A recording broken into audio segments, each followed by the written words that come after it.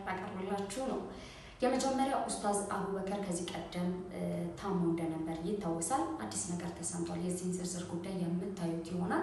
ከዛ ባለፈ ደግሞ በቅርቡ ህይወቷን ያጣችው አርቲስት ፍሬህይወት ወይም ፍሬቻ ከሰው ጋር ተያይዞ ከቅድስት ቤተክርስቲያን ጋር የተጠየቀችው በተለይ ደግሞ ቅድስት ስላሴ ቤተክርስቲያን ጠይቋል የተባለው ብር ውሸት ነው ሲል መረጃ ወጥቷል። ቤተሰቦቿን በዚህ ነገር ምስክር ሰጥቷል። ምንድን ነው ያሉት የሚለውን በዚህ ቪዲዮ የምታዩት ነው የሚሆነው። ዶክተር አብይ ታካሚው ከአንድ ህፃን ታካሚ የተሰጠው ስጦታ በጣም ልቡን ነክቶታል። ምንድን ነው የተሰጠው የሚለውን እንግዲህ ከዚህ ቪዲዮ ላይ የምታገኙ ነው የሚሆነው ማለት ነው። ቅድስት ስላሴ ቤተክርስቲያን ምንም አይነት የገንዘብ ጥያቄ አላነሱብንም። ውድ የጎልደን ሚዲያ ተከታታዮቻችን እንደምን ቆይታችኋል? በዚህ ቻናላችን አዳዲስ ጉዳዮችን ወደ እናንተ እንደምናደርስ ይታወቃል። እንግዲህ ከቀናቶች በፊት በሀገር ፍቅር ቲያትር ውስጥ ለረጅም ዓመታት ያገለገለች ምናልባትም ወደ 49 ዓመት የሚጠጋ ዓመታትን በሀገር ፍቅር ውስጥ የተለያዩ የጥበብ ስራዎቿን ስትሰራ ነበረ። ከዛ ባለፈም ደግሞ በጓደኞቿ በቤተሰቦቿ እጅግ የተወደደች አርቲስት ነበረች። አርቲስት ፍሬህይወት ማለት ነው። እንግዲህ ከዚህ ቀደም የሰራቻቸውን ስራዎች አስመልክቶ እንዲሁም ደግሞ የድንገተኛ የሆነው ህልፈቷን ከዛ ባለፈም ደግሞ የአስክሬን ሽኝቷ ምን ይመስል እንደነበረ አጠር አድርገን ወደ እናንተ ለማድረስ ሞክረን ነበር ከዚህ ቀደም ማለት ነው። እንግዲህ የፍሬህይወትን ነገር ስናስብ እንግዲህ ከስራዎቿ ባለፈ ደግሞ በጣም ቁም ነገረኛና አስተዋይ እንደነበረች ብዙዎች ይመሰክሩላታል።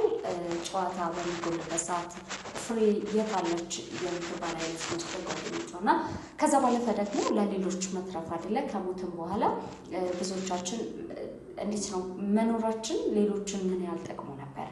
ፍሬቻ በህይወት በነበረችበት ጊዜ ሰዎችን ባላት ተሰጥኦ ባላት ችሎታ ብዙዎችን ስታዝናና ስታስተምር ነበረ በጥበብ።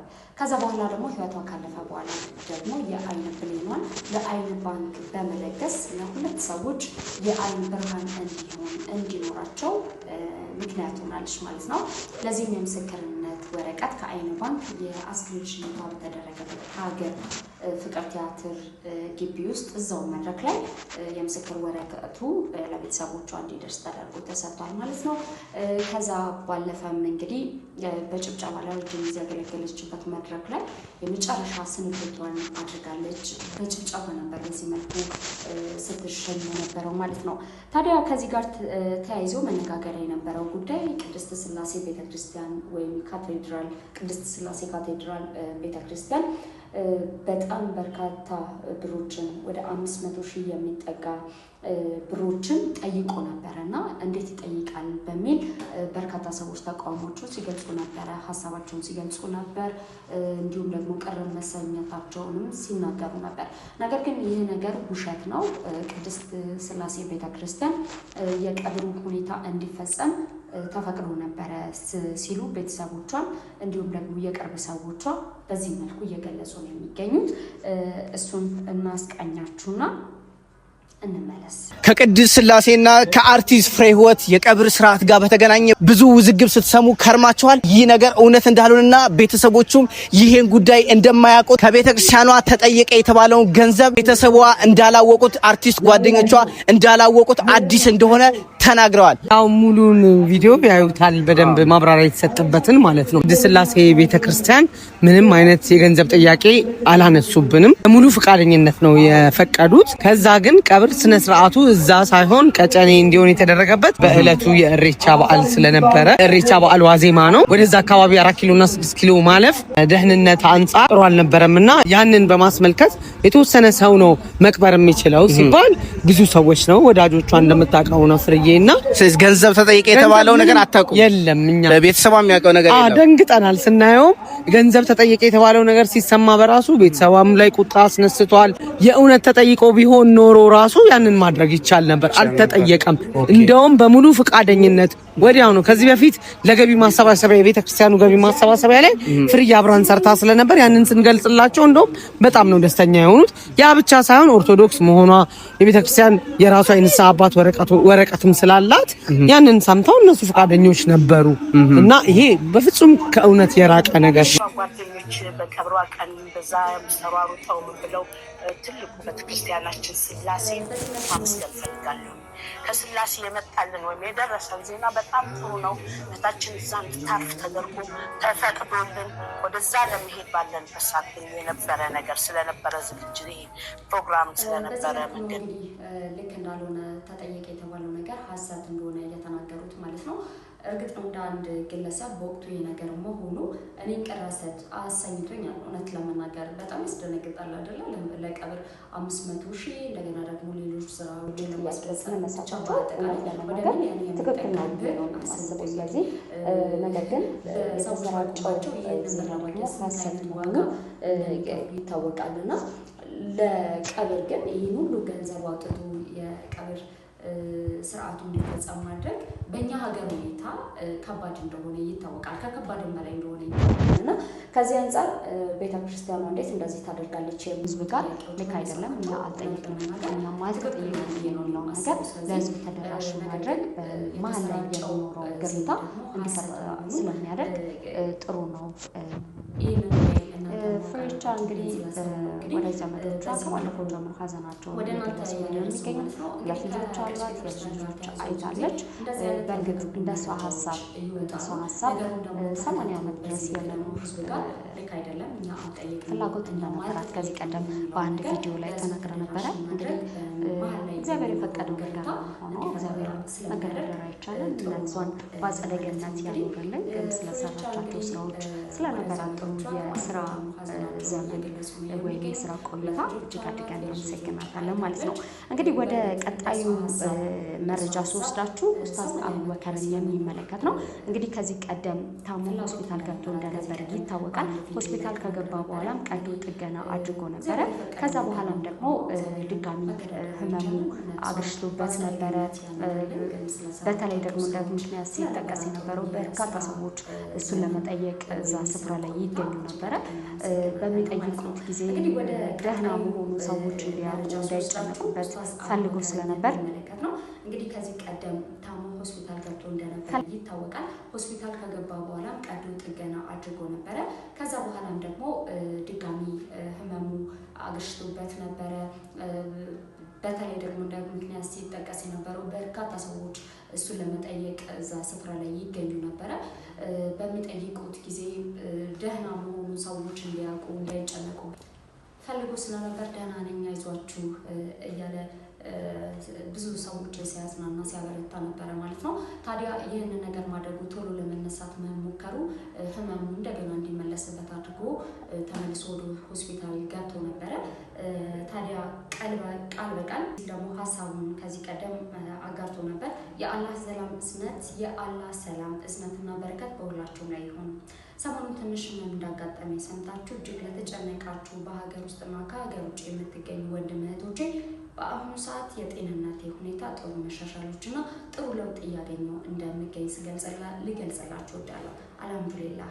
ስልክ በመደወልም ሆነ በአካል በመምጣት የጤንነቴን ሁኔታ ተጨንቃችሁ የጠየቃችሁ እንዲሁም ባላችሁበት ቦታ ሆናችሁ በዱዓ እያሰባችሁኝ ያላችሁ በሙሉ ከልቤ ላመሰግናችሁ እወዳለሁ። አላህ ያክብርልኝ። የሕክምና ባለሙያዎች ለትንሽ ቀናት ከሰዎች ጋር ያለኝን አካላዊ ንክኪንና ትንፋሽን ለጊዜው እንዲቀንስ ምክር የለገሱኝ በመሆናቸው ሁላችሁም ባላችሁበት ሆናችሁ ዱዓ እንድታደርጉልኝ ስል መልእክቴን ማስተላለፍ እወዳለሁ። ከመቼውም ጊዜ በላይ ዛሬ ላይ በመልካም ሁኔታ ላይ የምገኝ በመሆኑ ምንም የሚያሳስብ ነገር ስለሌለ በመልካም ዱዓችሁና በጸሎታችሁ ብቻ በያላችሁበት ሆናችሁ እንድታስቡኝ እጠይቃለሁ። በድጋሚ ሁላችሁም ላሳያችሁኝ ፍቅርና ለሰጣችሁኝ ቦታ አላህ ያክብርልኝ ለማለት እወዳለሁኝ በማለት ገልጸው ነበረ። ታዲያ በዛሬው ዕለት ደግሞ አስደሳች ዜና ተሰምቷል። ኡስታዝ አቡበከር አህመድ ከኢትዮ ጠቢብ ሆስፒታል መጥተው ወደ ቤታቸው ገብተዋል የሚል መረጃ ወጥቷል። የብዙ ሚሊዮን ኢትዮጵያውያን አባት ኡስታዝ አቡበከር አህመድ በጤና እክል ምክንያት በኢትዮ ጠቢብ ሆስፒታል ተኝተው ሕክምና ሲከታተሉ ከቆዩ በኋላ አሁን በሰላም ወጥተው ወደ ቤታቸው መግባታቸውን አስታውቀዋል። ኡስታዝ አቡበከር ለመላው ኢትዮጵያውያን ያስተላለፉት መልእክት በህመም ሳለው ለተጨነቃችሁልኝና ዱዓ ስታደርጉ ለነበራችሁ መላው ኢትዮጵያውያን ወንድም እህቶቼ ሁሉ እጅግ ክብር ይስጥልኝ፣ አላህ ብድራችሁን ይክፈላችሁ ብለዋል። በተጨማሪም በኢትዮ ጠቢብ ሆስፒታል ለተደረገላቸው የላቀ እንክብካቤና ሕክምና ዶክተሮችንና አጠቃላይ ሰራተኞችን አመስግናል ማለት ነው። እንግዲህ ባላንስ ያደርጋሉ ብዬ ከማስባቸው ሰዎች እና ምክራቸው አንደበታቸው በጣም ከምወድላቸው ሰዎች መካከል ኡስታዝ አቡበከር አህመድ አንዱ ናቸው። ከዚህ ቀደምም እንግዲህ በነጋሽ ሚዲያ ላይ በወቅቱ በተለይ ዮኒ ማኛ የተለያዩ የቲክቶክ ፕላትፎርሞች ላይ ወጥቶ እምነት ተኮር የሆኑ ንግግሮችን በሚያደርግበት ጊዜ ብዙ ሰዎች እሱን ለማጥፋት እሱን ለመግደሉላ የተለያዩ ሙከራዎችን ሲያደርጉ ነበረ፣ ሲዝቱም ነበር። ከዚህ ጋር ተያይዞ ግን እንደዚህ አይነት ነገሮችን እንዴት መፍታት ይቻላል? እንደዚህ አይነት አካሄዶች ትክክል ናቸው ወይ ስንል ከኡስታዝ አቡበከር ጋር ቆይታ ነበረኝ። በዚህም አጋጣሚ በጣም ባላንስ የሚያደርግ ሰው እንደሆነ ተገንዝቤያለሁ ከዛ ጊዜ ጀምሮና እኔም በመዳናቸው በጣም ደስ ብሎኛል። እንግዲህ አንዴ አንቱ አንዴ አንተ ያልኩኝ ነው የቀጠልኩት። ለማንኛውም ኡስታዝ አቡበከር እንኳን ደህና ሆንክ ለማለት እወዳለሁ። በአንድ ወቅት ከዚህ ቀደም ሸዋሎድ በሚለው ንግግሯ ትታወቅ ነበረ። የሰውነት ቅርጻቸው ከሚያምሩ ሴት አርቲስት ልንላት እንችላለን ወይ ሞዴል እንደዛ ነገር ካሉ ሰው ካለ ጥሩ ተክለ ሰውነት ካላቸው ሴቶች ውስጥ ትመደብ ነበረ። ነገር ግን በብዙ ኢትዮጵያውያን ዘንድ ጥሩ ምግባር የላትም በሚል የሚነቅፏትም አሉ፣ የሚደግፏትም አሉ። ከሆነ ጊዜ በኋላ ግን ድምጿ ጠፋ። ቱርክ ሀገር ሄዳ መኖር ጀምራ እንደነበረ በዛም አንዳንድ የሚወጡ መረጃዎች የቁም እስረኛ ሆና ነበር የሚባል መረጃ ወጥቶ ነበረ። ነገር ግን ከሆነ ጊዜ በኋላ ፐብሊክ ፊገር የመሆኗ ሁኔታ እየቀነሰ ነው የመጣው። በአሁኑ ወቅት ደግሞ ጃኒ ይህንን ነገር ያሳሰባት ይመስላል። ምክንያቱም ሀሳቧን በዚህ መልኩ አስፈራለች። አሳያችሁና ልመለስ።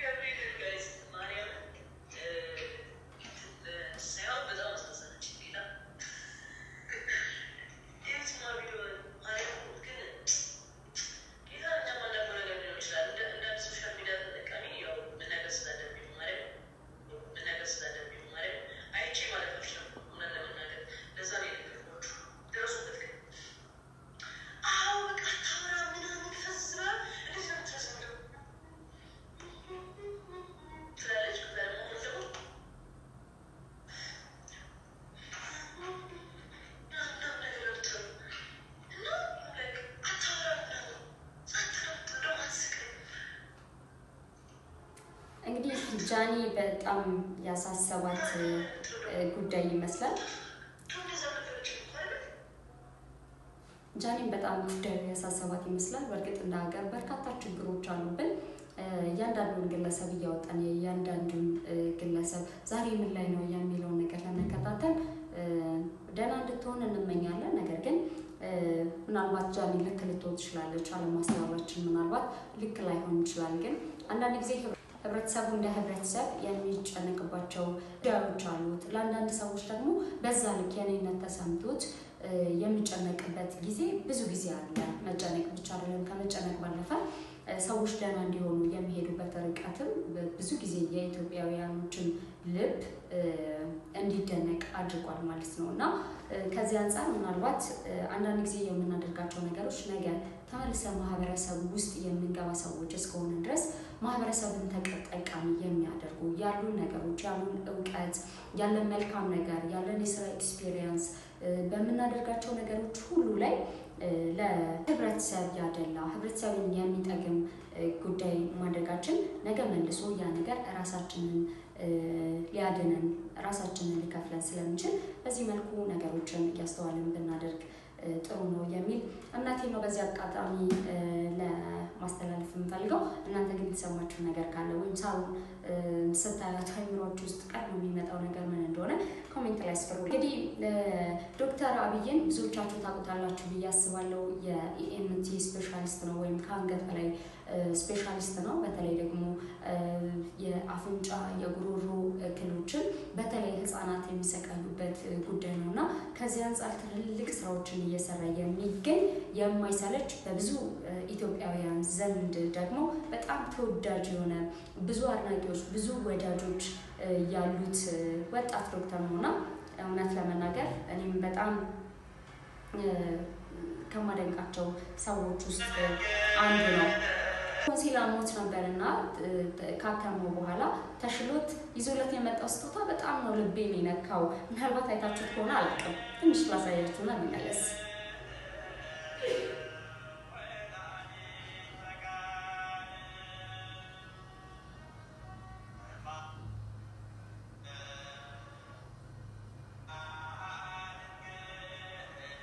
ያውይና ማለት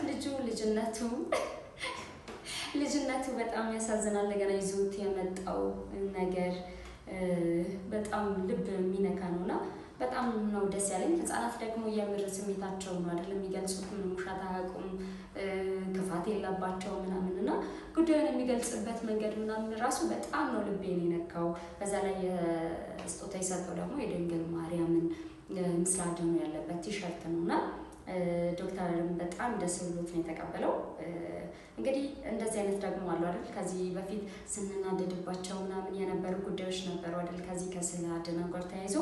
በዚህ ሰዓት ደግሞ እንግዲህ በዚህ መልኩ ሰው ለሚወደው ሊያመሰግነው ለሚፈልገው ሰው ደግሞ በዚህ መልኩ አድርጎ ሰጥቷልና በጣም ደስ ብሎኛል እኔ ለማለት ነው። ዶክተር አብይ የመልካምነትን አይቀይርብህ።